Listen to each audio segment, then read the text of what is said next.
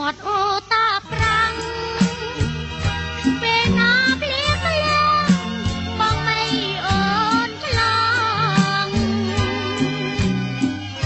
បើបីកន្តងយើងក្រពេតោទៅបានលើទ្រូងមិនចេះស្ដាយអោសងពេលលើអូនលាមួយគ្រាសិន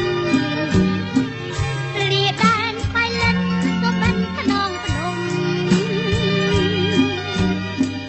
ខំរែងត្បូងទៅបងអើយខំ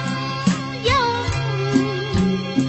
ស្បិលមៀកដល់ព្រំខ្ញុំមិនភ្លេចទេ